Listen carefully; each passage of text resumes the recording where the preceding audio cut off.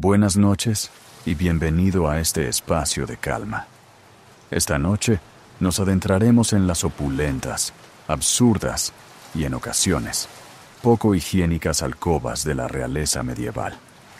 Un mundo donde el poder, el deseo y una absoluta falta de límites colisionaban de maneras espectaculares.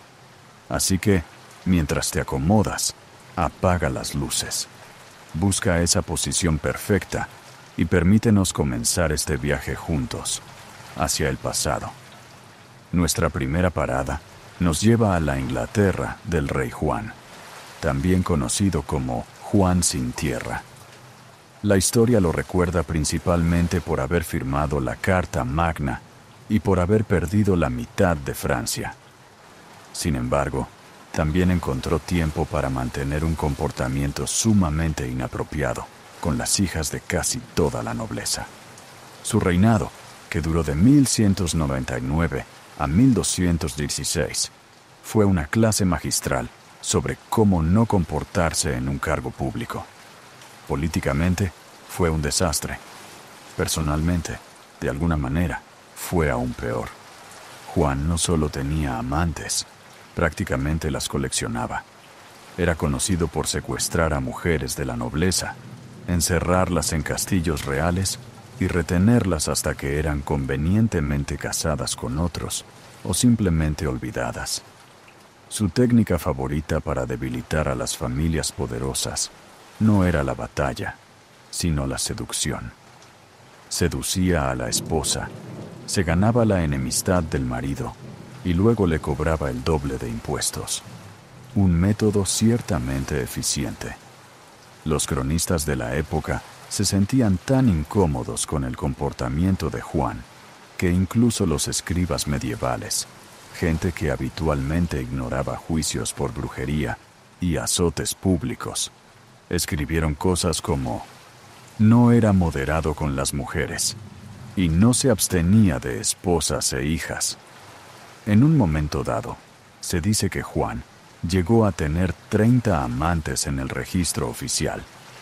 Eso no es romántico, es un problema de administración de personal.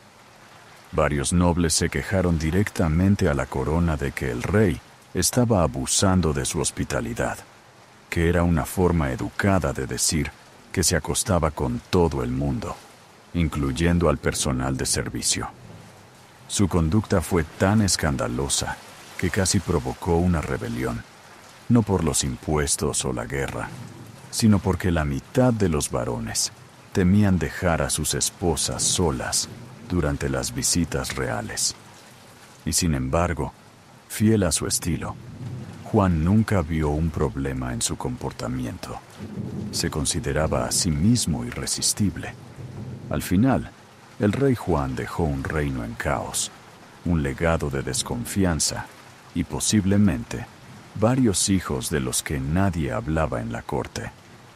Fue el tipo de rey que inspiró a la gente a idear sistemas como la democracia, simplemente para mantenerlo alejado de sus familias. Ahora, viajemos a Francia, a la corte de Carlos VI, conocido como el Loco. Gobernó desde 1380 hasta 1422, y aquel apodo se lo ganó a pulso. Comenzó su reinado como una promesa, joven, apuesto y capaz. Pero pronto, las cosas tomaron un giro extraño. Empezó a olvidar quién era, a atacar a sus propios caballeros, y en un momento dado, llegó a creer que estaba hecho de vidrio, insistiendo en que sus sirvientes lo envolvieran en mantas para no romperse al caminar. No era exactamente la imagen de la fortaleza real. Normalmente, un rey que se cree una frágil figura de cristal evitaría los escándalos, pero no Carlos.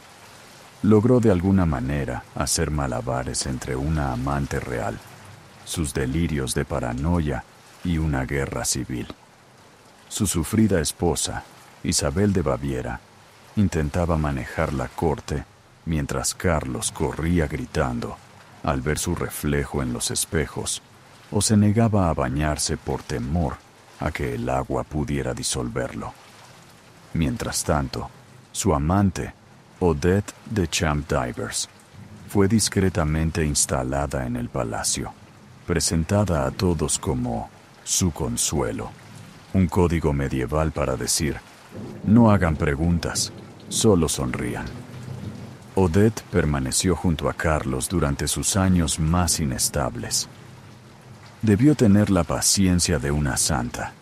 Se dice que le cepillaba el cabello, escuchaba sus divagaciones sobre ser de cristal y le ayudaba a ponerse múltiples capas de ropa acolchada para que pudiera sentarse de forma segura.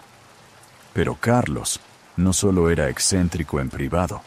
Durante un infame evento conocido como el Baile de los Ardientes, él y sus amigos se disfrazaron de salvajes con trajes inflamables y bailaron con antorchas.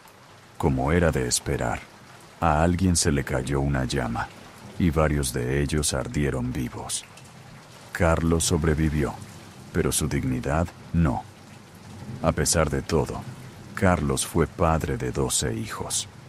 Los cronistas no aclaran si recordaba sus nombres, pero gobernó Francia hasta llevarla a la ruina, logrando convertir la enfermedad mental, el escándalo real y la pirotecnia medieval en un único y trágico paquete. Nuestra siguiente historia nos lleva a la España del siglo XIV, al reino de Pedro I de Castilla, conocido como el Cruel o el Justiciero, dependiendo de si estabas de su lado o escondido debajo del suelo por su causa. Gobernó desde 1350 hasta 1369. Su idea del romance era una curiosa mezcla de encanto real, celos obsesivos y, ocasionalmente, un asesinato por conveniencia política. Se enamoró de una noble llamada María de Padilla, con quien pudo haberse casado en secreto. El secreto era clave, porque también estaba siendo prometido a otras mujeres para forjar alianzas. Una de esas mujeres fue Blanca de Borbón, una noble francesa con la que se casó y a la que encerró en un castillo 3 días después. Pasó el resto de su vida prisionera, porque Pedro decidió que María tenía el cabello más bonito. María, mientras tanto, se convirtió en su obsesión de por vida. Incluso cuando se casó con otras, ella siguió siendo su favorita. Cuando ella murió, se dice que Pedro lloró durante días y luego ordenó que fuera declarada su esposa legal de forma retroactiva, solo para confundir a todos y justificar que ya le había dado 4 hijos. Pero sus pasiones no se detenían ahí. Se le conocía por enamorarse violentamente, lo cual no es poético, es simplemente peligroso. Cuentan las crónicas que a veces Pedro observaba las ejecuciones desde su balcón, mientras descansaba junto a una de sus amantes. Aun con todo el drama, la corte castellana nunca fue aburrida. Los chismes fluían más rápido que el vino, y las relaciones de Pedro desdibujaban la línea entre la pasión y la venganza. Finalmente, Pedro fue asesinado por su propio hermanastro, en un acto bastante simbólico de terapia familiar. Pero su reputación como uno de los románticos más agresivamente arománticos de Europa perdura. Si el amor es un campo de batalla, Pedro llevaba consigo todo el equipo de asedio. Volvemos a Inglaterra para conocer a Eduardo II, que reinó de 1307 a 1327. Es recordado por 2 cosas: perder contra los escoceses en la batalla de Bannockburn y mostrar más afecto a sus favoritos masculinos que a su propia reina. Comencemos con Piers Gaveston, compañero de infancia de Eduardo, su rumoreado amante y un ícono de la moda de tiempo completo. Piers no solo era cercano a Eduardo, fue elevado a posiciones de ridícula influencia, recibiendo tierras, títulos y joyas.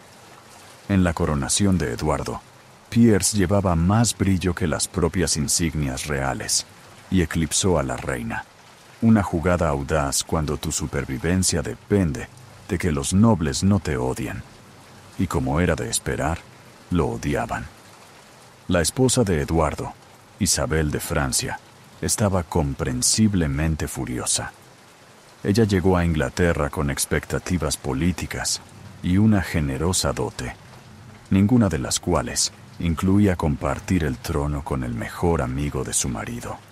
Sin embargo, Eduardo se mantuvo leal a Pierce.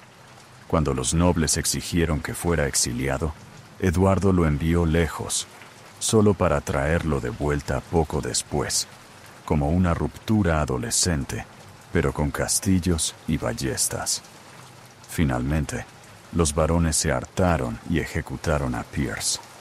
Eduardo quedó devastado. Su dolor, sin embargo, no lo llevó a la autorreflexión. Simplemente dejó espacio para un nuevo favorito, Hugh de Spencer el joven. Hugh hizo que Pierce pareciera una nota a pie de página. No solo era el consejero de Eduardo, era básicamente el segundo rey. Tierras, títulos, condados enteros. Todo era para Hugh. El resto de la nobleza se enfureció. Isabel, en este punto, pasó de ser una esposa molesta a un avatar de la venganza. Se asoció con un amante propio, invadió Inglaterra y derrocó a su marido.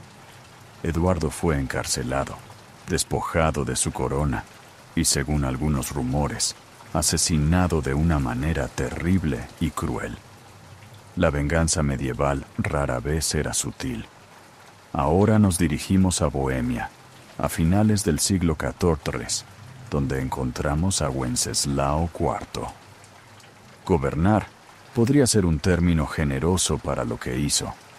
Técnicamente, ostentaba títulos como Rey de los Romanos y Rey de Bohemia, pero sus verdaderos logros estaban más en la línea de la bebida descontrolada y las peleas en su propio palacio. Si estás pensando en el buen rey Wenceslao del villancico, te equivocas de persona. Ese era su antepasado. Este Wenceslao no era bueno, ni remotamente decente. En algún momento de su juventud, decidió que la bodega real era más útil que el tesoro y comenzó a gobernar desde el fondo de una copa. Desarrolló la reputación de organizar sesiones de bebida de varios días, donde las decisiones políticas se tomaban entre rondas de hidromiel. También desarrolló el curioso hábito de pasearse desnudo por el castillo, a veces en medio de una reunión. Un cronista registró que Wenceslao dictó edictos reales completamente desnudo, a excepción de un cinturón con su espada. Su justificación: la ropa es para los tímidos. Es difícil discutir con esa lógica cuando el hombre con la corona también tiene una espada larga y no lleva pantalones. Románticamente, prefería a las camareras, lavanderas y ocasionalmente a las esposas de los nobles, aunque parecía más interesado en sus recomendaciones de cerveza que en sus sentimientos. Finalmente, el Sacro Imperio Romano Germánico decidió que ya había tenido suficiente de sus excesos y lo destituyó como rey de los romanos. Aún así, Wenceslao reinó en Bohemia durante décadas. Su pueblo lo toleraba como se tolera a un tío ruidoso en una boda, con resignación, paciencia y mucho alcohol. No podemos hablar de escándalos reales sin mencionar a Enrique VIII de Inglaterra. Él es el resultado de un poder sin control y hormonas sin control. Gobernó de 1509 a 1547 y pasó la mayor parte de ese tiempo casándose, divorciándose o enfadándose con el Papa por no apoyar sus cuestionables decisiones amorosas. La famosa rima: divorciada, decapitada, muerta, divorciada, decapitada, superviviente. Apenas rasca la superficie de esta comedia romántica real, que se convirtió en una serie de terror. Comenzó con Catalina de Aragón, la esposa número 1. Después de 20 años de matrimonio, Enrique decidió que no tener un heredero varón era una señal divina, y la solución era la anulación, la excomunión y la creación de una iglesia completamente nueva. Inventó el anglicanismo solo para poder salir con otra persona. Luego llegó Ana Bolena, la esposa número 2. Le dio una hija, Isabel, que más tarde se convertiría en una de las más grandes monarcas de Inglaterra, pero ningún hijo. Esto llevó a su arresto por adulterio, brujería y finalmente a su ejecución. Enrique siguió adelante con la profundidad emocional de una piedra. Juana Seymour le siguió, dándole un heredero varón, Eduardo, antes de morir trágicamente por complicaciones en el parto. Enrique la lloró profundamente, lo que significa que esperó unos respetuosos 11 días antes de buscar a la esposa número 4. La siguiente fue Ana de Cleveris, a quien Enrique eligió basándose en un retrato favorecedor. En persona, dijo que se parecía a una yegua de Flandes. Ese matrimonio duró 6 meses. Catalina Howard, la quinta esposa, era mucho más joven y considerablemente menos discreta. Fue ejecutada por adulterio. Finalmente, Catalina Parr, la sexta esposa, sabiamente le sobrevivió siendo culta, paciente y excelente para esquivar acusaciones. Para cuando Enrique murió, había dejado a Inglaterra en bancarrota y había convertido la corte real en una telenovela, donde las cabezas rodaban con más frecuencia que los anillos de boda. Contemporáneo a Enrique, encontramos a Francisco I de Francia, quien gobernó de 1515 a 1547. Era la encarnación andante del Renacimiento, culto, encantador, sofisticado e incapaz de mantener sus asuntos privados en orden. Fue un gran mecenas de las artes.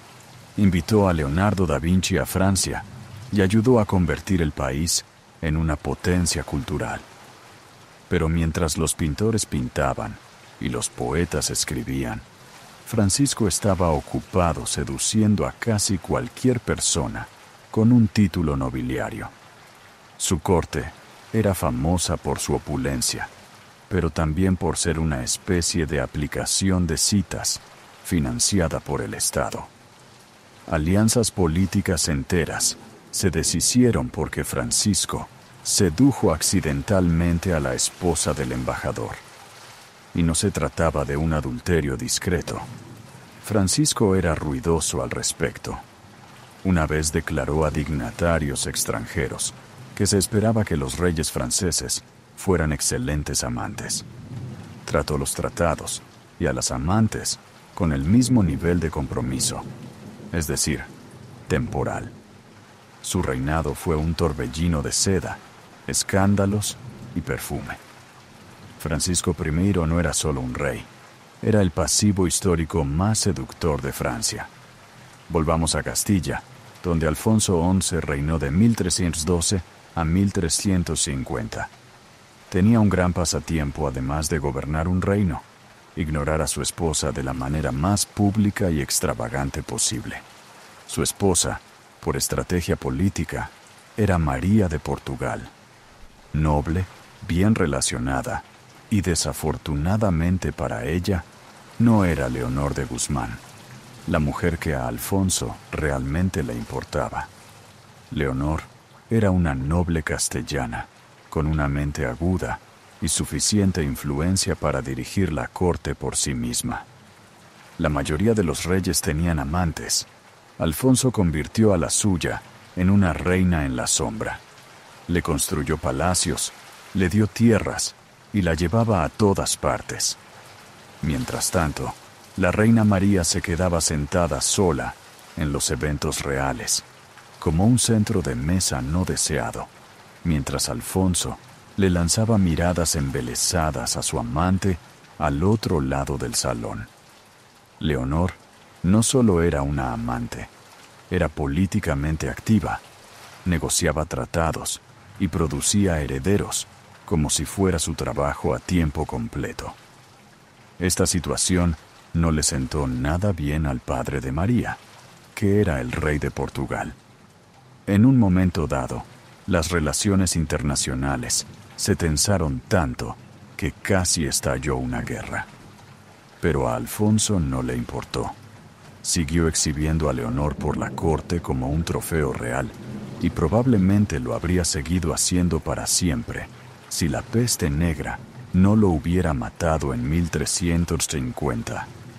Hizo falta una plaga literal para poner fin a su aventura. Después de la muerte de Alfonso, la reina María finalmente tuvo su momento. Hizo que Leonor fuera encarcelada y ejecutada, en una jugada que los historiadores llaman vengativa, y que la mayoría de nosotros llamaría extremadamente justa. Terminamos nuestro viaje en la Francia de Felipe IV, conocido como Felipe el Hermoso, que reinó de 1285 a 1314. Y no, el apodo no se refería a su personalidad. Su escándalo más infame fue el asunto de la Torre de Nesle, un escándalo medieval tan enrevesado que podría haber sido escrito para la más intrincada de las crónicas. Todo comenzó cuando la hija de Felipe, Isabel, la misma que más tarde derrocaría a Eduardo II en Inglaterra, notó que sus cuñadas eran demasiado amistosas con algunos caballeros. Isabel le contó todo a su padre, quien inició una investigación real con la sutileza de un martillo. Dos de las princesas, casadas con los hijos de Felipe, fueron declaradas culpables de adulterio y encarceladas públicamente durante años. Les raparon la cabeza, les revocaron sus títulos y sus reputaciones quedaron completamente aniquiladas. Los dos caballeros implicados fueron torturados y ejecutados en la plaza pública, porque nada dice liderazgo moral como convertir un asunto familiar en un espectáculo público de crueldad extrema. Ahora es cuando las cosas se ponen interesantes. Mientras Felipe repartía castigos brutales con una facilidad alarmante, corrían rumores de que él mismo mantenía a algunas amantes escondidas en habitaciones privadas del Louvre. Algunos susurraban que mantenía un grupo secreto de mujeres jóvenes disponibles para entretener a los dignatarios visitantes. Por diplomacia, por supuesto. Pero a diferencia de sus nueras, nadie cuestionaba los asuntos privados del rey. Porque cuando eres tú quien escribe las reglas, es increíble cómo el pecado se convierte en estrategia. Felipe también tenía un don especial para usar la religión a su conveniencia. Persiguió a los caballeros templarios por una supuesta herejía, pero todos sabían que lo hacía por su dinero. Era el equivalente medieval a confiscar la fortuna de tus acreedores y llamarlo justicia divina. Así que sí, Felipe podía parecer un modelo de piedad y honor, pero detrás de esa mandíbula esculpida y su mirada real, había un hombre con un profundo compromiso con la hipocresía y un conocimiento práctico de dónde se encontraban todas las puertas secretas del castillo. Ahora viajemos a la corte de Segismundo de Luxemburgo, rey de Hungría, rey de los romanos y finalmente emperador del Sacro Imperio Romano Germánico. Era el tipo de hombre que coleccionaba coronas como otros hombres coleccionan copas de vino, las cuales, por cierto, también coleccionaba con entusiasmo. Reinando desde finales del siglo XIV hasta mediados del XV, Segismundo era inteligente, multilingüe y políticamente astuto. También tenía una vida personal tan escandalosa que haría sonrojar a un bardo de taberna. Para empezar, Segismundo estaba casado con la reina María de Hungría, una mujer poderosa por derecho propio. Pero para él, el matrimonio era más bien una formalidad. Prefería sus relaciones menos legales, más frecuentes y, a ser posible, sin conversaciones posteriores. Sus proyectos románticos paralelos incluían a mujeres nobles, lavanderas y al menos una cantante de ópera italiana mucho antes de que existiera la ópera, lo que habla de su espíritu innovador. Los funcionarios de la corte a menudo perdían la cuenta de sus amantes, no porque fueran tantas, sino porque cambiaban con mucha frecuencia. Algunos historiadores sugieren que simplemente comenzaron a numerarlas. En la corte, sus amantes tenían sus propios aposentos, sirvientes y, en un caso, una capilla privada, lo que puede ser profundamente romántico o tremendamente inapropiado, dependiendo de tu perspectiva. A pesar de sus actividades extracurriculares, Segismundo siguió siendo inmensamente popular, principalmente porque lograba parecer majestuoso en público, mientras llevaba en secreto la vida amorosa más caótica de Europa. No era solo un emperador, era un renacimiento en un solo hombre, estratega, estadista y escándalo a partes iguales, y de alguna manera siempre se salía con la suya. En Francia encontramos a Luis XV, conocido como el Amado, que reinó de 1715 a 1774. Y por reinar, nos referimos principalmente a que fue el anfitrión de una interminable fiesta real, donde gobernar era opcional, pero las sábanas de seda no. En algún momento de su veintena, Luis decidió que la política nacional podía esperar, porque tenía una larga lista de damas de compañía que atender. Hablemos del Parc aux Cerfs, la discreta casita cerca de Versalles, que Luis usaba para, digamos, audiciones privadas. Se reclutaban jóvenes, generalmente pobres pero hermosas, que eran introducidas discretamente y rotadas como productos de temporada. Su amante más famosa, Madame de Pompadour, no era solo una cara bonita, prácticamente dirigía Francia entre bastidores. Pero cuando ella perdió el interés en el lado físico de su relación, Luis construyó un segundo harén. La lógica era mantener a Pompadour por su inteligencia y conversación, y mantener el Parc aux Cerfs para todo lo demás. Era un caos muy bien organizado. Cada joven recibía regalos, títulos y, en algunos casos, una vivienda discreta una vez que su contrato expiraba. Era el programa de pasantías más extraoficial, pero extrañamente eficiente de Francia. ¿Y la reina, María Leschinska? Estaba por ahí, en algún lugar, mayormente ignorada. El escándalo en la corte estaba tan normalizado que los nobles no preguntaban si el rey tenía una amante, sino cuántas tenía esa semana.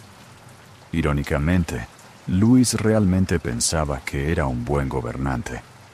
Su reinado, aunque no fue catastrófico, marcó la pauta para su nieto, Luis XVI, quien más tarde perdería la cabeza, posiblemente porque su abuelo pasó demasiado tiempo pensando con la cabeza equivocada. Al final, Luis XV dejó una Francia endeudada y una reputación real que podría resumirse como amado por las mujeres, odiado por los contadores.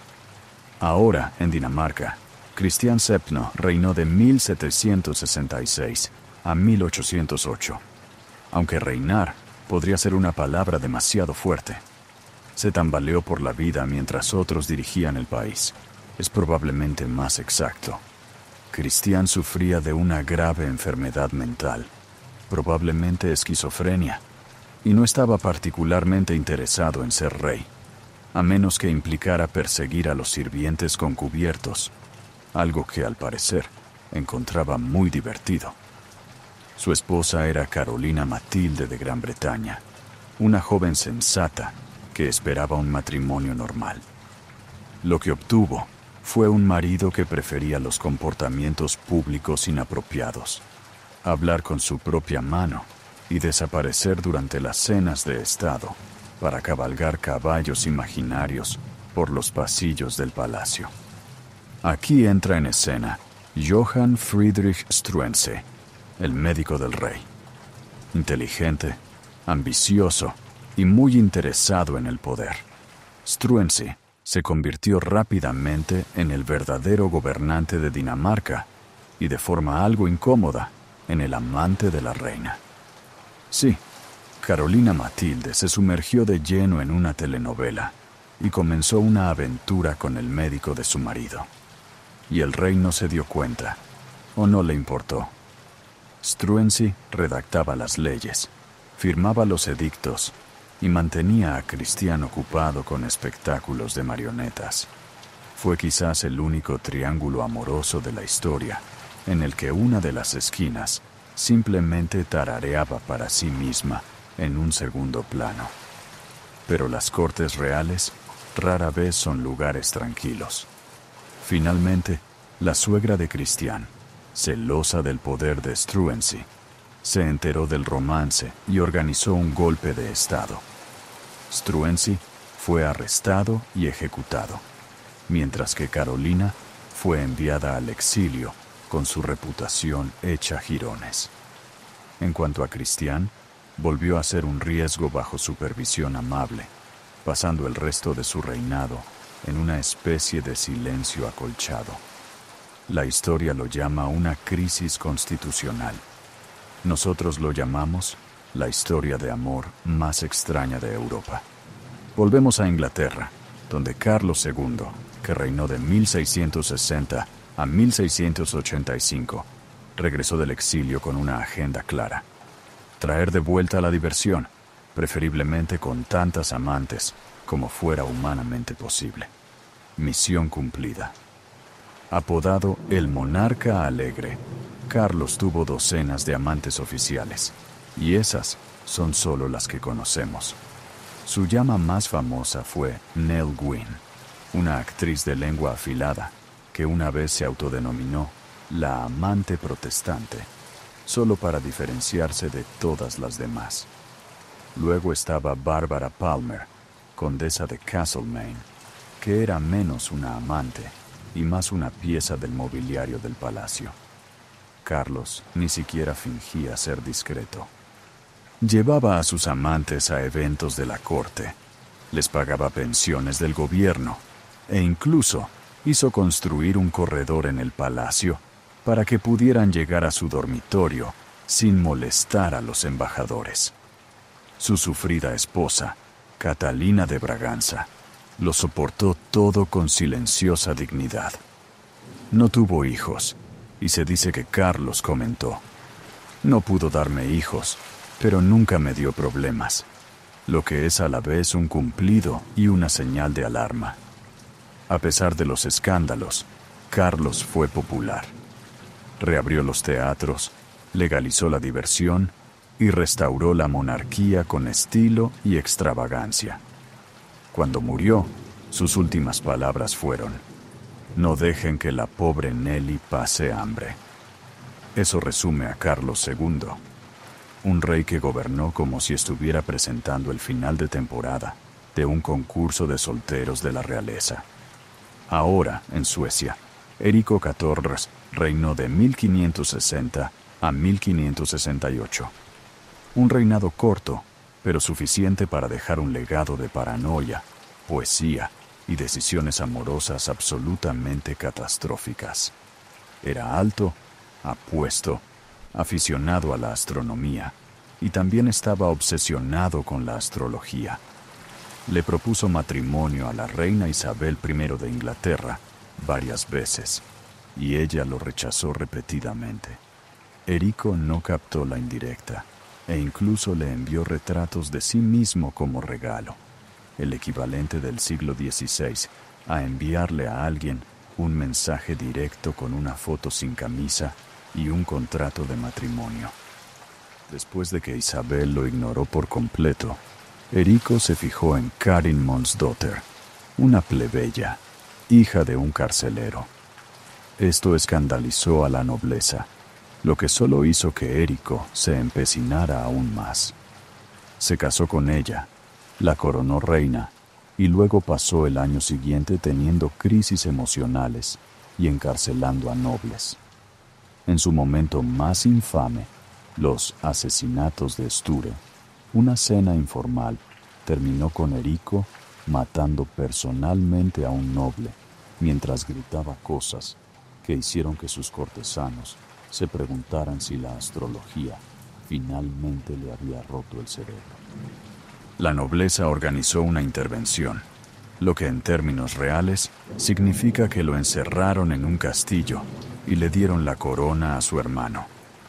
Erico pasó el resto de su vida encarcelado, escribiendo extraña poesía de amor a Karin. Y finalmente, Fernando I de Nápoles, que reinó a mediados del siglo XV, trajo consigo una rara mezcla de encanto, brutalidad y un pasatiempo que haría que la mayoría de la gente cancelara sus planes para cenar de inmediato. A Fernando le gustaba disecar a sus enemigos. Sí, taxidermia de humanos. Después de ejecutar a los nobles rebeldes, los hacía embalsamar y los exhibía en un museo privado debajo de su castillo. Se llamaba La Habitación Negra y ofrecía visitas guiadas a dignatarios extranjeros y embajadores. Nada dice, compórtate, como mostrarle a alguien tu salón de errores políticos preservados. Cuando no estaba curando la galería más espeluznante de Europa, Fernando tenía una reputación romántica igualmente cuestionable. Fue padre de numerosos hijos ilegítimos, y sus amantes iban desde nobles hasta campesinas. A pesar de todo esto, Fernando se mantuvo popular. La gente admiraba su fuerza, los nobles le temían, y los enemigos visitantes, al ver la habitación negra, perdían rápidamente el interés en la rebelión. El legado de Fernando, un reino estable, un sótano aterrador y la firme convicción de que algunos reyes construyen alianzas, mientras otros coleccionan señales de advertencia en vitrinas de cristal. El tono de la historia cambia aquí, volviéndose más narrativo e histórico. Corría el año 1109. El polvo de la primera cruzada todavía se aferraba a las piedras rotas de Jerusalén. Los peregrinos cristianos acudían en masa a Tierra Santa, creyendo que la ciudad sagrada era ahora segura. Pero fuera de las murallas de la ciudad reinaba el caos. Los bandidos acechaban en los caminos. Las partidas de guerra musulmanas atacaban las caravanas, y los viajeros eran masacrados o vendidos como esclavos. El sueño de la seguridad cristiana en Oriente se estaba desmoronando. Fue entonces cuando un caballero llamado Hugo de Pines, junto con 8 compañeros, hizo un voto. No a un rey, no a un señor, sino a Dios. Se comprometieron a proteger a los peregrinos cristianos con sus vidas, no solo como soldados, sino como monjes.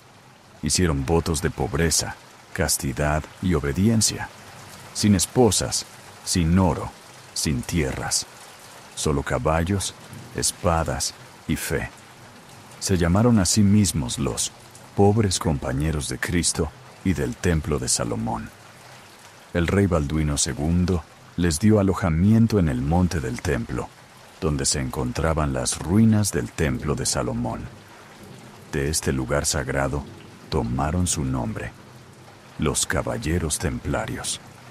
Durante 9 años siguieron siendo un grupo diminuto, no oficial y peligrosamente comprometido. Vivían como mendigos, pero eran disciplinados, devotos, y su reputación comenzó a extenderse.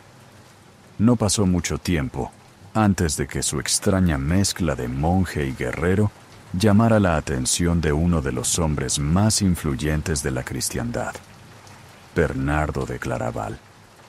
Bernardo era una especie de estrella de rock espiritual de su tiempo.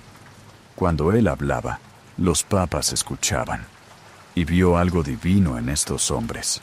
Con la bendición de Bernardo y la aprobación del Papa, los caballeros templarios dejaron de ser solo una banda de inadaptados. Se convirtieron en una orden religiosa con sanción divina. Las donaciones comenzaron a llegar. Jóvenes nobles abandonaron vidas cómodas para unirse a sus filas. Desde el polvo de Jerusalén, los templarios se estaban alzando. Santos, ambiciosos y ahora, oficialmente, imparables.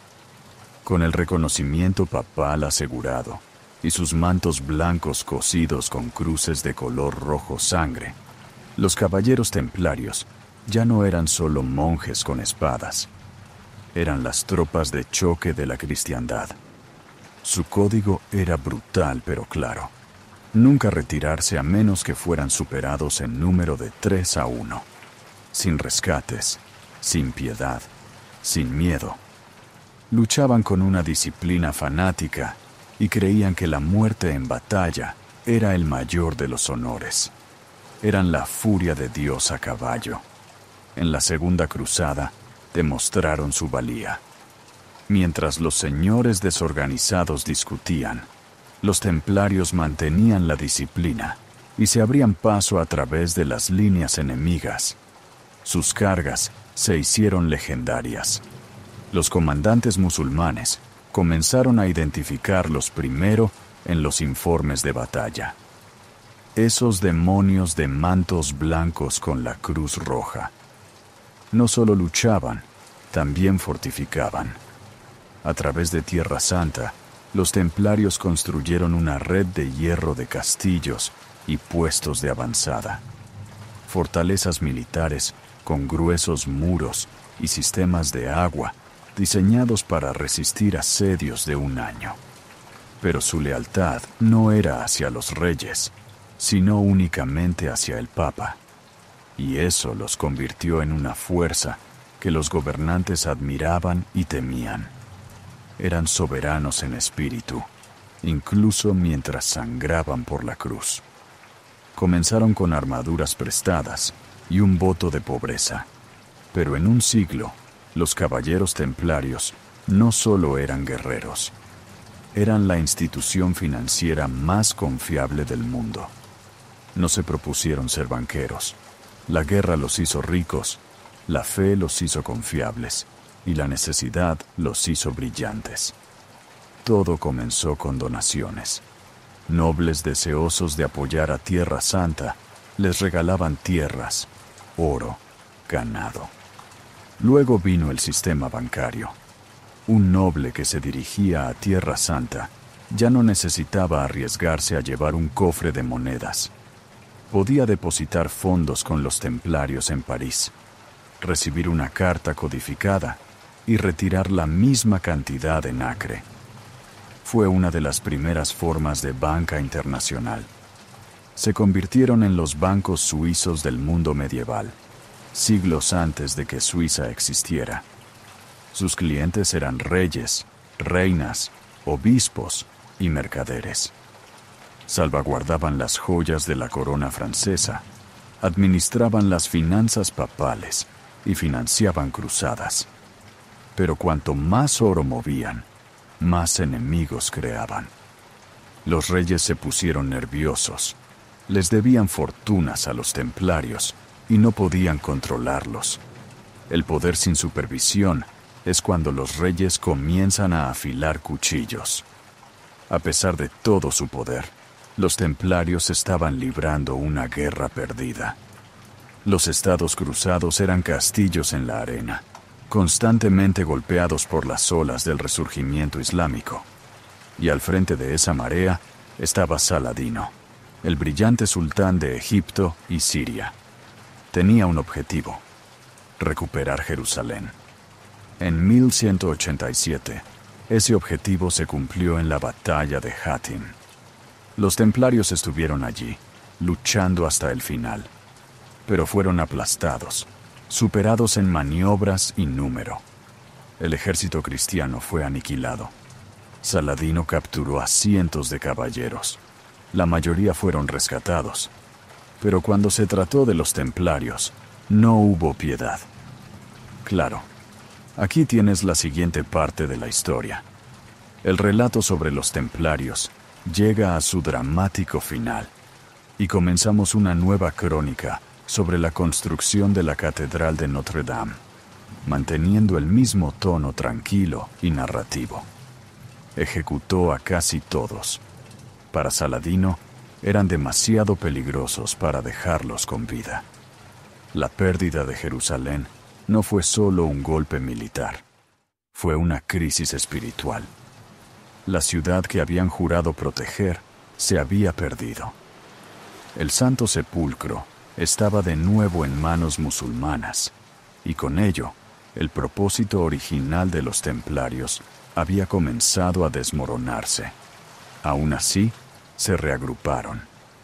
La Tercera Cruzada trajo refuerzos y a Ricardo Corazón de León, quien respetaba y confiaba en los templarios en la batalla.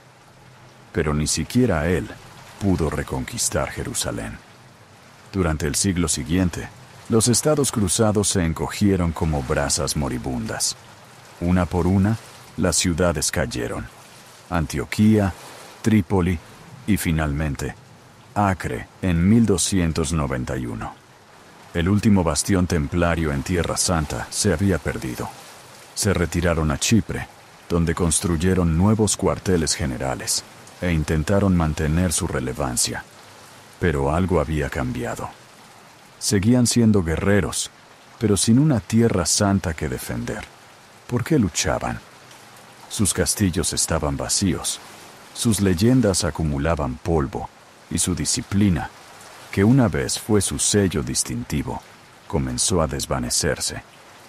Al mismo tiempo, las órdenes rivales, como los hospitalarios, ganaban terreno.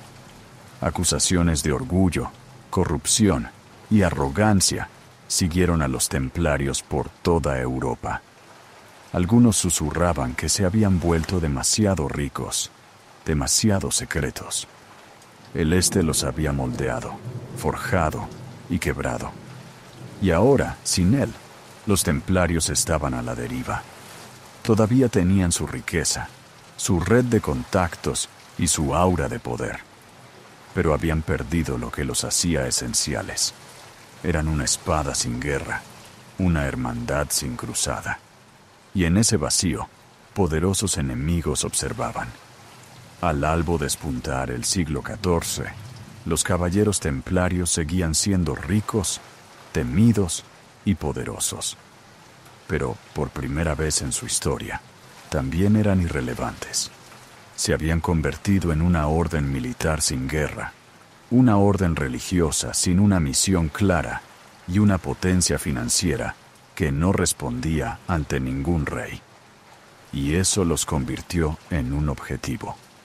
Nadie los miraba con más recelo o codicia que el rey Felipe IV de Francia, conocido como Felipe el Hermoso. Estaba profundamente endeudado, en bancarrota por las guerras con Inglaterra y Flandes, y los templarios eran sus acreedores. Les había pedido prestadas sumas masivas para financiar sus ejércitos, pero a Felipe no le gustaba estar en deuda, especialmente con hombres que no podía controlar. Peor aún, los templarios eran políticamente independientes. Solo respondían ante el Papa, no ante la corona. Tenían tierras en Francia, pero no pagaban impuestos al rey. Tenían sus propias fortalezas, sus propias cortes, sus propios ejércitos. Para Felipe, eran un peligroso estado dentro de su estado, intocables, inamovibles e insoportablemente ricos. Así que comenzó a planificar. La maquinaria de propaganda de Felipe se puso en marcha. Se extendieron rumores de que los templarios adoraban ídolos, escupían en la cruz y realizaban obscenos ritos de iniciación. No había pruebas, solo susurros. Pero en una era de superstición, los susurros eran suficientes. Presionó a su papa títere, Clemente V, para que investigara. En secreto, Felipe orquestó uno de los arrestos masivos más coordinados de la historia medieval. Y en una fría mañana de octubre de 1307, un viernes 13, golpeó. En toda Francia, los caballeros templarios fueron capturados, interrogados y torturados. Se forzaron confesiones. Algunos se quebraron en horas. Otros resistieron hasta que sus cuerpos no pudieron más. El Papa, presionado y humillado, se vio acorralado. La marea había cambiado, no en la batalla, sino en la política. Y los monjes guerreros, que una vez cabalgaron contra las líneas enemigas, ahora se sentaban encadenados en mazmorras. El 13 de octubre de 1307. El día que maldijo para siempre, el viernes 13, en la imaginación occidental. Al amanecer, en todos los rincones de Francia, hombres armados se movieron en silencio. Las órdenes eran claras: arrestar a todos los templarios. El gran maestre, Jacques de Molay, fue capturado en París, traicionado por el mismo reino cuyas joyas de la corona había salvaguardado. Los cargos eran fantásticos: herejía, adoración de ídolos, rituales diabólicos. La mayoría fue completamente fabricada por los abogados de Felipe. Pero en una era de miedo y celo religioso, no necesitaba ser verdad, solo necesitaba ser creíble. Y los templarios fueron silenciados con fuego y hierro. Las cámaras de tortura se iluminaron por toda Francia. Los hombres eran estirados, quemados, aplastados, hasta que sus confesiones goteaban de ellos como sangre. Admitieron lo que sus inquisidores querían: que negaban a Cristo, que adoraban una cabeza cortada llamada Baphomet. Bajo una agonía insoportable, incluso el gran maestre de Molay confesó, aunque luego se retractó. Fue un teatro disfrazado de justicia. Un rey destruyendo a sus acreedores, acusándolos de pecados tan grotescos que nadie se atrevió a defenderlos. Felipe confiscó sus riquezas, aunque gran parte de ellas desapareció misteriosamente. Algunos susurraron que los templarios habían movido su tesoro. Otros afirmaron que el verdadero tesoro no era oro, sino conocimiento, secretos, reliquias. Sea cual sea la verdad, el daño estaba hecho. Los templarios ya no eran una hermandad. Eran fugitivos, prisioneros, condenados a muerte. Para 1312, el final era inevitable. Bajo una intensa presión del rey Felipe IV, el Papa Clemente V disolvió formalmente la Orden del Temple. Oficialmente, los templarios ya no existían. La Santa Sede lo declaró un acto de misericordia, no una condena, sino un paso necesario para evitar más escándalos. En realidad, fue una ejecución política vestida con ropajes eclesiásticos. Las propiedades de la orden fueron transferidas a los caballeros hospitalarios, pero no todo llegó allí. Gran parte de la riqueza de los templarios, tesoros, libros de contabilidad y supuestas reliquias, simplemente se desvaneció, como el humo. Pero el acto final aún no se había representado. En 1314, el gran maestre Jacques de Molay, que había pasado 7 largos años en prisión, fue llevado a un patíbulo en París. Él y otro alto cargo templario se habían retractado de sus confesiones, insistiendo hasta el final en que la orden era inocente. Y por ese desafío arderían. Fueron atados a una estaca de madera en una pequeña isla en el Sena. Mientras las llamas se elevaban, de Molay gritó a través del humo: pidiendo a Dios que juzgara a quienes lo habían condenado. Según la leyenda, maldijo tanto al rey Felipe como al Papa Clemente, declarando que morirían antes de un año. Y así fue. Clemente sucumbió a una enfermedad en un mes. Felipe le siguió más tarde ese mismo año, de forma repentina. Algunos susurraron que fue justicia divina. Otros lo llamaron coincidencia. Pero el mito perduró. Con eso, la última voz verdadera de los caballeros templarios fue silenciada por el fuego. Su historia terminó no en batalla, sino en traición, tortura y llamas. Sin embargo, mientras eran borrados del mapa, su leyenda apenas comenzaba a arraigarse. En lugar de desaparecer de la memoria, los caballeros templarios se transformaron de monjes deshonrados en eternos símbolos de misterio y poder. ¿Qué pasó con su tesoro? ¿Dónde estaban sus pergaminos, sus reliquias, su conocimiento sagrado? Algunos creían que los templarios se habían llevado el Santo Grial. Otros susurraban que habían escondido el Arca de la Alianza. Siglos más tarde, esas historias se transformaron en mitos. Se les atribuyó desde la construcción de catedrales góticas hasta la fundación de la masonería. Teorías de conspiración brotaron como la mala hierba. La cultura popular no ayudó. Los templarios aparecieron en libros, juegos y películas, a veces como héroes, otras como villanos. Cada recuento distorsionaba la verdad, pero alimentaba la fascinación. En realidad, los templarios fueron hombres de carne y hueso, guerreros religiosos que intentaron mezclar votos monásticos con la violencia de la guerra y pagaron el precio. Pero los mitos perduran porque ofrecen algo que la historia a menudo no puede: respuestas, significado, misterio. Los templarios reales murieron en patíbulos y en mazmorras. Pero los templarios mitológicos, ellos todavía cabalgan en la imaginación, eternos, acorazados y envueltos en secreto. Y en ese sentido, Felipe el Hermoso fracasó. Destruyó sus cuerpos, pero su leyenda es intocable. La historia ahora se traslada a un nuevo capítulo: la construcción de Notre Dame. En el París del siglo XII, el mundo estaba cambiando. Las rutas comerciales se expandían, las universidades surgían y la iglesia mostraba su poder como nunca antes. Era una era de ambición, política, espiritual y arquitectónica. Y en el centro de esta ciudad en ascenso se erigía un sueño hecho de piedra. Ese sueño pertenecía a Maurice de Sully, el obispo de París, nombrado en 1160.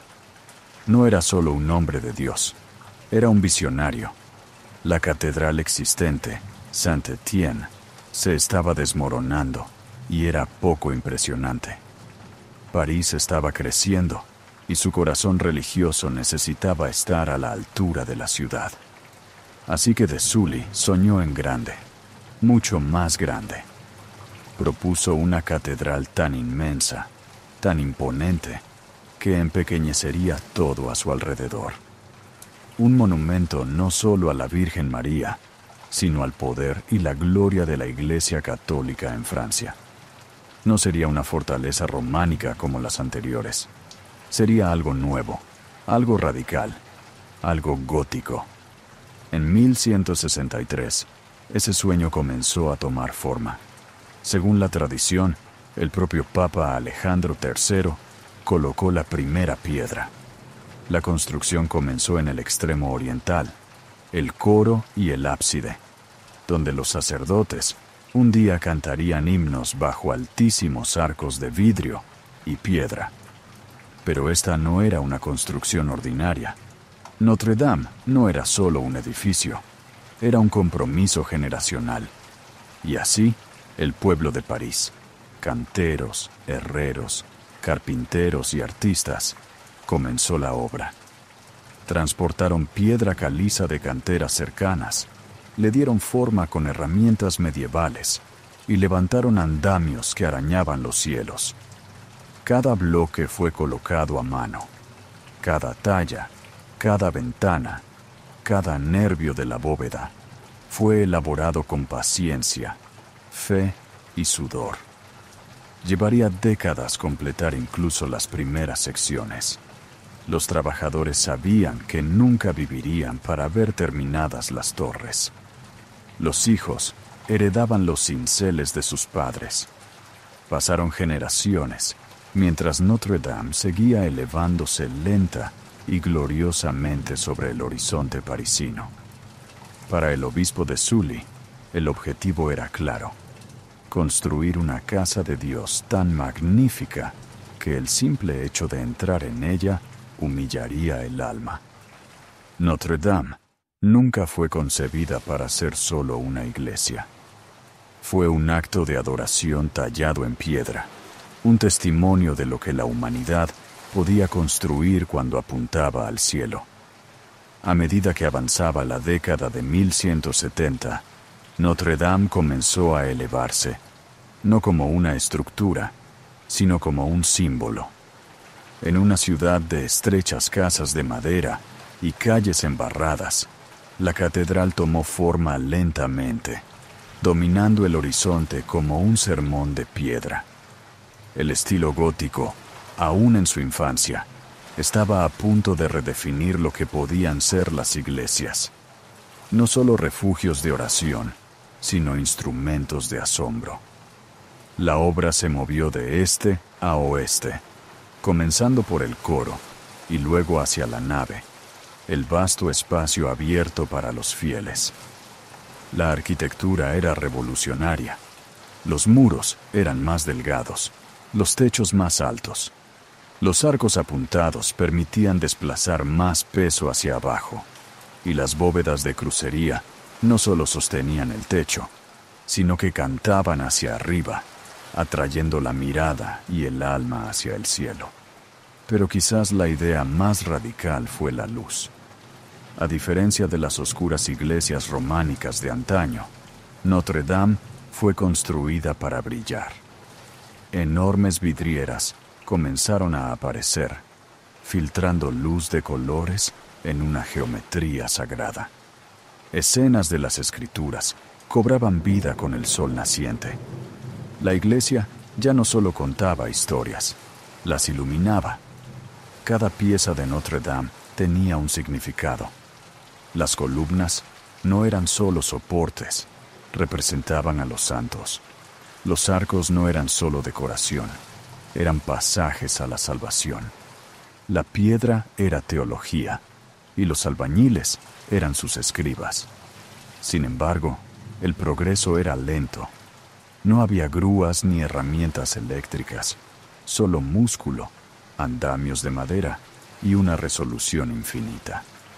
Cientos de trabajadores se afanaron año tras año. Cuando uno moría, otro ocupaba su lugar. Sus nombres rara vez se registraban. Su recompensa no era la fama, sino la fe. Construían no para sí mismos, sino para Dios y para las generaciones venideras.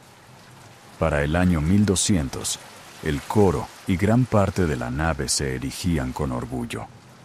El contorno de un milagro tomaba forma. Notre Dame ya no era un sueño, era piedra y vidrio, sudor y oración.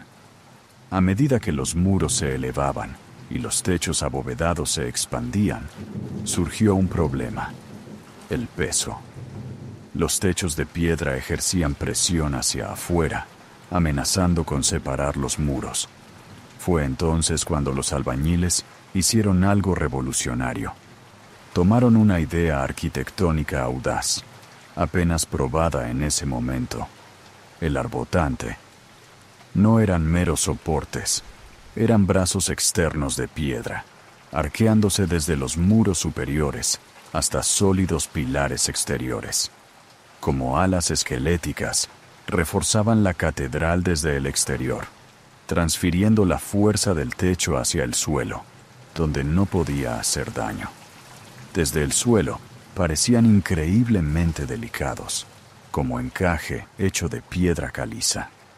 Pero eran una genialidad de la ingeniería y permitieron que Notre Dame se convirtiera en lo que siempre debió ser: una estructura de aire, luz y altura imposible. El uso de arbotantes lo cambió todo. Con la presión liberada de los muros interiores, los constructores pudieron añadir aún más ventanas. Los grandes rosetones, vastas ruedas de vidrieras que representaban a santos, ángeles y el Apocalipsis, se hicieron realidad. El color explotó en el espacio sagrado. Irónicamente, los planos originales no incluían arbotantes. Los constructores se adaptaron sobre la marcha, convirtiendo la necesidad en poesía. Algunos críticos de la época pensaron que los soportes expuestos eran antiestéticos, pero la mayoría quedó maravillada. Parecía que Notre Dame era sostenida por ángeles de piedra en pleno vuelo. La catedral ya no era solo una casa de Dios, era un himno tallado en piedra caliza que desafiaba la gravedad. A principios del siglo XIII, la atención se centró en la fachada oeste. Lo que allí se levantó se convertiría en el rostro de la catedral, las torres gemelas y la monumental portada. Esta fachada no era solo una entrada, era una declaración espiritual, arquitectónica y política. Las puertas se elevaban a alturas imposibles. Sobre ellas, hileras de reyes, profetas y santos esculpidos observaban a cada visitante. No estabas simplemente entrando en un edificio, estabas entrando en el juicio sagrado. La construcción de las torres occidentales comenzó alrededor de 1220. Cada torre se elevó por etapas, bloque a bloque, hasta alcanzar casi 70 metros de altura. Y sin embargo, nunca se completaron como se planeó originalmente. Sin agujas, solo siluetas macizas y planas, majestuosas en su simplicidad. Entre las torres se encontraba la Galería de los Reyes, 28 estatuas que representaban a los monarcas de Judá. Debajo de ellos, los 3 grandes portales servían como narración teológica en piedra. El central, el portal del juicio final, estaba tallado con Cristo sentado en la gloria, flanqueado por ángeles, demonios y almas resucitadas. Para las masas analfabetas, estas escenas eran doctrina. El mensaje era claro: entra con reverencia, la eternidad comienza aquí. Para mediados del siglo XIII, las torres estaban casi terminadas. La fachada estaba completa, solemne, simétrica, abrumadora. Era una fortaleza de fe, un manifiesto de la autoridad de Dios y una advertencia para el pecador. Y sin embargo, los constructores no habían terminado. El corazón de Notre Dame aún necesitaba ser completado. Habían construido su rostro. Ahora le darían una corona. Con las torres y la fachada oeste desafiando con orgullo la gravedad, Notre Dame se estaba convirtiendo en algo más que un cascarón. Necesitaba un alma. Y esa alma vivía en el interior, en la vasta extensión de su nave, sus transeptos y su coro sagrado. Estos eran los espacios que acogerían las voces de los monjes, los pasos de los reyes y las oraciones de miles. A mediados del siglo XIII, el trabajo se centró en los transeptos, los brazos del diseño en forma de cruz que daban a las catedrales góticas su icónica planta. Bajo la dirección del arquitecto Jean de Chelles y más tarde de Pierre de Montreuil, estos brazos se expandieron y se adornaron con nuevos rosetones, aún más ornamentados que los del extremo oeste. El transepto norte presentaba una ventana luminosa que bañaba el espacio en fríos azules y celestiales púrpuras. El sur era más cálido, ardiente e igualmente divino. No eran solo elecciones de diseño, eran teología en color. La ventana norte representaba el Antiguo Testamento, la sur, el Nuevo. Las dos alas contaban la historia completa de la salvación. En el interior de la catedral, las columnas se elevaban como troncos de árboles en un bosque de piedra. Los techos abovedados se extendían a casi 35 metros de altura, con sus arcos nervados uniéndose como palmas en oración. No era arquitectura, era coreografía, un movimiento ascendente que guiaba el alma hacia el cielo. Y luego estaba el altar, el centro sagrado del espacio. Aquí se celebraba la misa y se veneraban las reliquias, bodas reales, misas de coronación, visitas papales. Notre Dame se convirtió en el escenario espiritual de la propia nación. Pero no solo la élite llenaba estos muros. El pueblo también acudía, mercaderes, campesinos, peregrinos. La catedral se convirtió en un santuario público, resonando con sermones, canciones y el ocasional regaño desde el púlpito. Era un lugar para presenciar milagros o para suplicar por uno. Cada superficie en el interior contaba una historia. Las esculturas, las vidrieras, incluso las baldosas del suelo. Notre Dame no solo albergaba lo divino, lo representaba. A finales del siglo XIII, el interior estaba casi completo. El corazón de la catedral latía con fuerza, pero aún le faltaba una cosa, una corona para perforar los cielos. Y fue entonces cuando comenzaron a construir la aguja. A finales del siglo XIII, Notre Dame ya parecía un milagro, pero algo todavía parecía inacabado. La catedral tenía un rostro, un corazón y alas, pero no tenía corona, ningún acento vertical que guiara la mirada más allá del tejado y hacia los cielos. Fue entonces cuando comenzaron los planes para la aguja. A diferencia de las torres gemelas, que eran pesadas y ancladas al suelo, la aguja sería elegante, una flecha ascendente que se elevaba desde el cruce del transepto. Construida en roble y revestida de plomo, la aguja original fue tanto un desafío técnico como una declaración espiritual. Era el signo de exclamación de Notre Dame, su oración más visible. Cuando se terminó, la aguja perforó el cielo como una espada alzada en devoción. Y debajo de ella, un trabajo aún más intrincado se desarrollaba. Las gárgolas, esas criaturas extrañas e inquietantes, emergieron de la piedra. Muchas servían como desagües, desviando la lluvia de la mampostería. Otras eran simbólicas, guardianes destinados a ahuyentar el mal. La fase final también incluyó docenas de quimeras, estatuas de bestias híbridas, posadas en lo alto de París, con sus ojos escudriñando el horizonte. Para 1345, casi 200 años después de la colocación de la primera piedra, la catedral se consideró completa. La era gótica había construido su obra maestra. Durante los siguientes 4 siglos, se erigió no solo como el corazón de París, sino como un escenario sobre el que se desarrollarían los grandes dramas de Francia. Se convirtió en el corazón palpitante de la religión de Estado, albergando coronaciones, bodas reales y funerales solemnes. Pero para los siglos XVII y XVIII, su belleza gótica comenzó a pasar de moda. La arquitectura barroca estaba en boga, y Notre Dame, oscura y medieval, era vista como anticuada.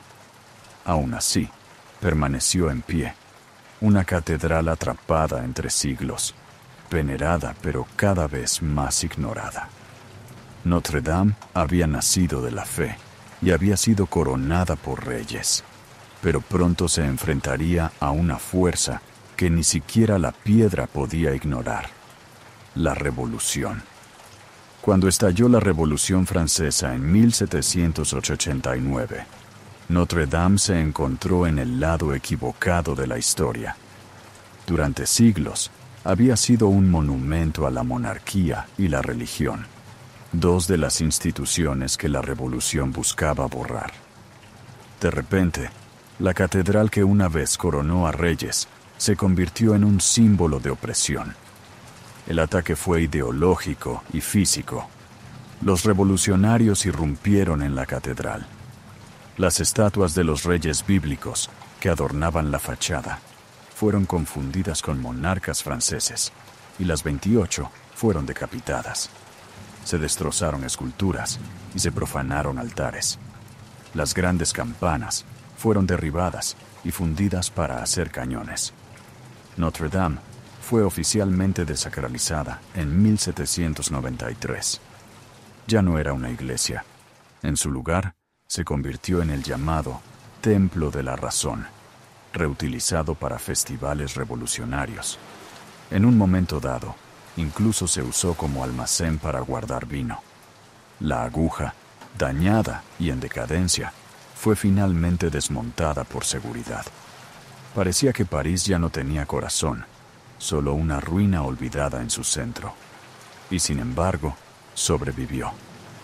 Cuando Napoleón llegó al poder, reconoció el poder simbólico de Notre Dame. En 1804, la eligió como lugar para su autocoronación como emperador. La catedral fue reconsagrada y limpiada lo justo para albergar la ceremonia. Aún así, décadas de abandono dejaron sus cicatrices. Para la década de 1830, Notre Dame se desmoronaba. Se propuso su demolición más de una vez.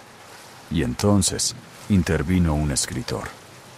Un escritor que vería más allá de las piedras agrietadas, algo eterno, algo que valía la pena salvar. Justo cuando el mundo estaba listo para olvidar a Notre Dame, Víctor Hugo se lo recordó. En 1831, un libro llegó a las librerías que salvaría una catedral. Nuestra Señora de París, de Víctor Hugo, conocido en español como El jorobado de Notre Dame, no era solo una novela gótica, era una apasionada súplica por su preservación. A través de los ojos de Quasimodo, el deforme campanero, Hugo convirtió a Notre Dame en un personaje vivo, herido, incomprendido, hermoso en su decadencia. Y el público escuchó. La novela conmovió los corazones de toda Francia. De repente, los parisinos se dieron cuenta de lo que estaban a punto de perder. La protesta funcionó. En 1844, se aprobó una restauración a gran escala de la catedral. El objetivo no era solo reparar los daños, sino restaurar el alma de la catedral. Reemplazaron estatuas erosionadas, reconstruyeron la Galería de los Reyes y reimaginaron la aguja. Esta nueva aguja, diseñada por Viollet-le-Duc, se elevaría 96 metros sobre el suelo, más alta y ornamentada que la original. Notre Dame regresó a su legítimo lugar en el centro espiritual y cultural de París. Sobrevivió a 2 guerras mundiales, pero la tragedia volvería a golpear. El 15 de abril de 2019, se desató un incendio bajo el tejado. En cuestión de minutos, las llamas envolvieron el entramado de madera conocido como el bosque. El fuego ardió durante horas. El tejado se derrumbó. La aguja del siglo XIX cayó en una columna de humo. El mundo observó con horror cómo uno de los mayores monumentos de la humanidad parecía desvanecerse en tiempo real. Y sin embargo, una vez más, sobrevivió. Las torres de piedra se mantuvieron firmes. Los rosetones resistieron. Las reliquias se salvaron. Y el pueblo de Francia, junto con el mundo, prometió reconstruirla. Notre Dame siempre ha sido más que arquitectura. Es memoria, identidad, resiliencia. Una iglesia, un símbolo, una superviviente. Y en cada piedra que renace de sus cenizas, nos recuerda que la fe y la belleza pueden renacer. Y ahora, nuestra crónica final. Una historia de poder, estrategia y desafío en los turbulentos mares del sur de China. Nació en 1775, en la provincia de Guangdong, China. Su nombre de nacimiento nunca fue registrado. La historia la conocería simplemente como Zheng Yizhao, esposa de Zheng Yi. Pero lo que hizo con ese nombre haría temblar imperios. En sus primeros años, fue prostituta a bordo de un burdel flotante cantonés, una realidad común para las jóvenes pobres en la China costera del siglo XVIII. Estos llamados barcos de flores atendían a mercaderes, oficiales navales y piratas. Pero ella no era como las demás. Escuchaba, observaba, recordaba nombres. Con el tiempo, se convirtió en algo más que entretenimiento. Se convirtió en una intermediaria de información. Y entonces llegó Zheng Yi, un poderoso señor pirata que comandaba la flota de la Bandera Roja, una de las facciones piratas más formidables del mar de China meridional. Impresionado por su ingenio y astucia, Zheng Yi le propuso matrimonio. Ella aceptó, pero no sin condiciones. En un movimiento prácticamente inaudito en su tiempo, negoció su posición. Quería el control conjunto de la flota, no solo como esposa, sino como socia. Manejaría las alianzas políticas, administraría el botín y tendría voz en cada movimiento estratégico. Zheng Yi aceptó. Su matrimonio en 1801 fue el comienzo de una de las dinastías piratas más exitosas de la historia. Mientras Zheng Yi navegaba y conquistaba, ella construía redes en silencio, reclutaba aliados y aprendía a gobernar desde las sombras. Pero no se quedó en las sombras por mucho tiempo. Cuando Zheng Yi murió repentinamente en 1807, muchos asumieron que su imperio se fracturaría. Lo que obtuvieron en cambio fue una toma de poder. Zheng Yizhao asumió el mando, no con fuerza bruta, sino con estrategia. Se hizo cargo de la flota de la Bandera Roja, consolidó alianzas y se casó con el hijo adoptivo y lugarteniente de Zheng Yi, Cheung Po Tsai, asegurando tanto la lealtad personal como la fuerza militar. De prostituta a reina pirata en menos de una década. Y apenas estaba comenzando. Bajo su gobierno, la flota de la Bandera Roja no solo sobrevivió, se multiplicó. Supervisó una armada de más de 300 barcos, y en un año, ese número aumentó a más de 600. Algunas estimaciones afirman que llegó a liderar más de 1.800 embarcaciones, con hasta 70.000 hombres bajo su mando, más que las armadas de varias potencias europeas de la época. Lo hizo con un pragmatismo despiadado y un profundo conocimiento de la psicología pirata. Instituyó un estricto código de leyes que regía cada parte de la vida pirata: botín, lealtad, disciplina y castigo. La desobediencia se castigaba con una brutalidad veloz. Cualquiera que robara del tesoro común perdía la cabeza. Si un pirata agredía a una cautiva sin permiso, era ejecutado. Si un pirata desertaba, le cortaban las orejas. Pero no era solo miedo. Zheng Yizhao ofrecía protección, estructura y beneficios.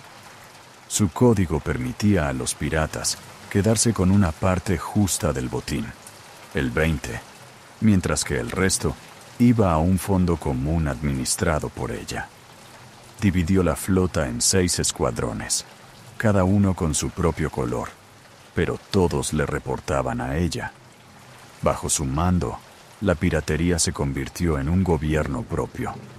Gobernaba las rutas marítimas desde Vietnam hasta Hong Kong, controlando el comercio e incluso cobrando tributos a las ciudades costeras. La dinastía Qing tenía una armada. Zheng Yizhao tenía un imperio. Gobernaba con reglas, unas de hierro. Si bien la imagen de los piratas a menudo evoca caos, su flota operaba más como una corporación disciplinada. En el centro de esta estructura estaba su código pirata, un sistema detallado de leyes que convirtió el caos en método. Una de las reglas más famosas regía el reparto del botín. Después de una incursión, todo el botín debía presentarse al almacén central de la flota. El pirata responsable recibía una parte del 20, mientras que el resto iba al fondo colectivo, controlado por ella. Robar del colectivo no solo estaba mal visto, se castigaba con la muerte. El código incluso abordaba las relaciones. Si un pirata secuestraba a una mujer, se le exigía que la tratara con respeto. La agresión sexual era motivo de ejecución por decapitación. No le interesaba el caos, le interesaba el control, y el código se lo daba. Su código era la ley. Para 1808, el imperio pirata de Zheng Yizhao ya no era solo una molestia marítima, era una amenaza nacional.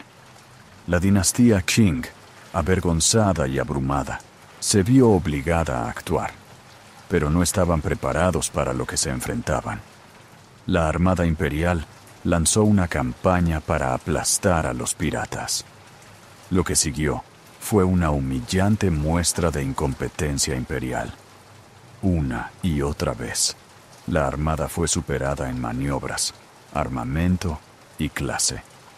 Ella conocía las aguas mejor que nadie.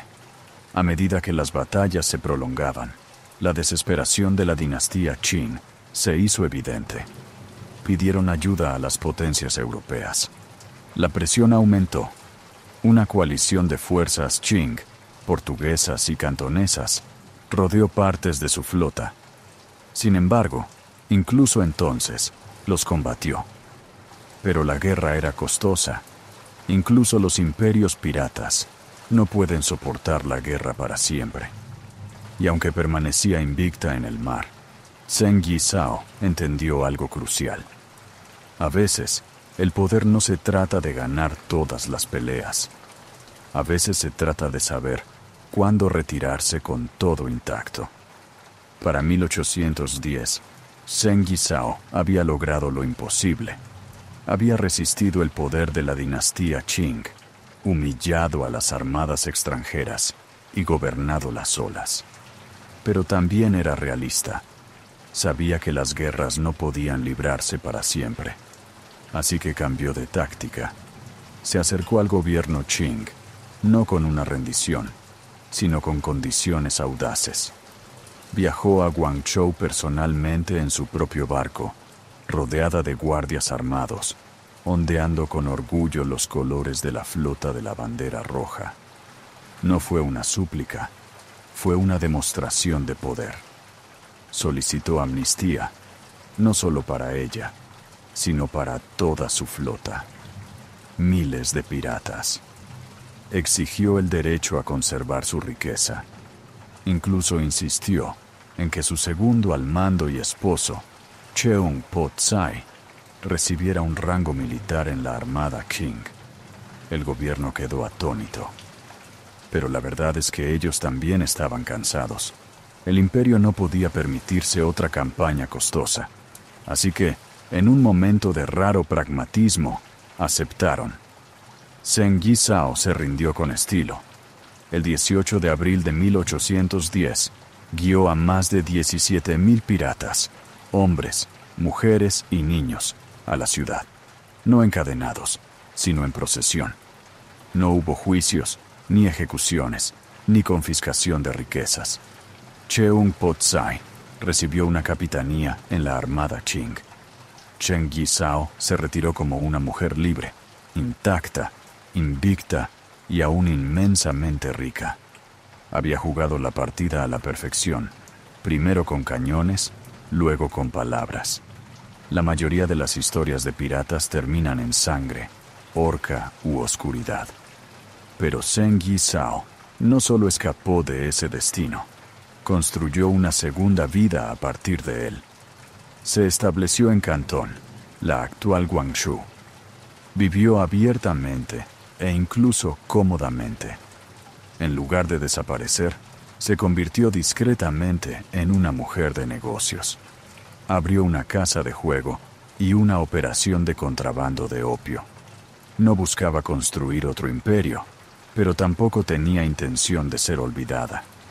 Su matrimonio con Cheung Po Tsai perduró, y juntos criaron una familia. Rompió todos los moldes que su sociedad tenía para las mujeres. Nacida pobre, vendida a la prostitución, se abrió paso hasta la cima de un mundo criminal dominado por hombres. Luego, en lugar de morir en batalla o en el patíbulo, se retiró pacíficamente y murió de vejez en 1844, a los 69 años. Su vida fue el máximo acto de desafío, una refutación viviente a cada ley, costumbre y expectativa que se le impuso. La historia recuerda a piratas como Barba Negra o Henry Morgan. Pero a la sombra de su infamia se encuentra Chen Yizhao, no solo como su igual, sino como alguien que lo superó en casi todos los aspectos. No capitaneó un puñado de barcos, comandó flotas enteras.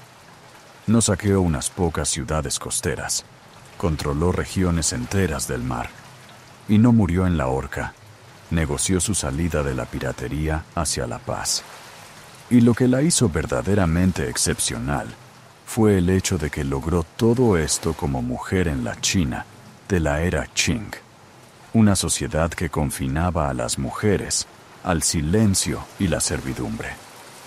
A pesar de comandar la flota pirata más grande que el mundo haya visto, Zheng Yizhao permanece extrañamente ausente en la mayoría de los libros de historia convencionales. Su legado ha sido oscurecido, eclipsado por los mitos de los piratas occidentales. ¿Por qué? Porque su historia no encaja en el molde tradicional. No fue una antihéroe trágica. No era europea. Y lo más amenazador de todo, fue una mujer que superó en estrategia a un imperio. Pero en las últimas décadas, su leyenda ha resurgido. Académicos, historiadores feministas y entusiastas de los piratas han comenzado a resucitar su memoria, reclamando su lugar en la historia global del poder marítimo. Ella no solo fue una mujer que rompió el molde, fue una mujer a la que nunca le importó que existiera. Zheng Yizhao no llevaba corona, no la necesitaba. Su autoridad no provenía de un trono ni de sangre real.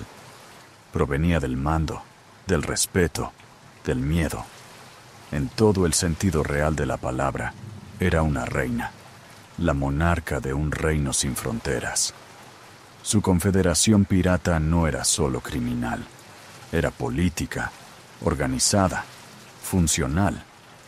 Controlaba rutas comerciales, establecía códigos de ley y hacía cumplir el orden. Sin embargo, lo que hace que su legado sea verdaderamente inigualable no es solo su ascenso, sino su salida. La mayoría de las historias de piratas terminan en fuego y soga. La de Zheng Yizhao terminó en negociación, retiro y riqueza. No se hundió con su barco. Se bajó de él, ilesa, erguida y aún controlando el dinero. Hoy, pocos monumentos llevan su nombre, pero su presencia ronda el mar de China meridional como una nube de tormenta que nunca se fue. Zheng Yizhao fue la prueba de que la grandeza no pide permiso, que incluso en un mundo construido para silenciar a las mujeres, una voz, aguda, estratégica e inflexible, puede comandar un imperio. Gobernó sin disculpas, luchó sin dudar y se retiró sin ser derrotada. No un mito, no una leyenda, sino una mujer que conquistó el mar y se marchó antes de que éste pudiera reclamarla. Sus velas han desaparecido, pero su sombra aún se extiende sobre las olas.